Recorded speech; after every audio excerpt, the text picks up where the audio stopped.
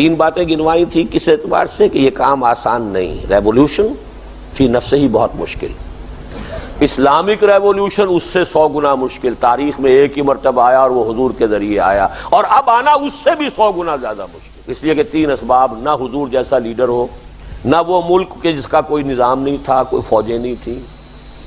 نہ وہ دنیا کے جس میں بین الاقوامی رکاوٹ کوئی نہیں تھی۔ لیکن میں نے پھر اس کے برعکس کیا کہا تھا؟ دو باتیں، کام پھر بھی کرنا ہے، کیوں کرنا؟ اس لیے کہ فرض ہے، ہو سکتا نہیں ہو سکتا یہ irrelevant ہے، فرض ہے بھائی، نماز جیسی بھی ہو، دل لگتا ہو نہ لگتا ہو، پڑھنی ہے، فرض ہے، وسوسہ آتا رہے،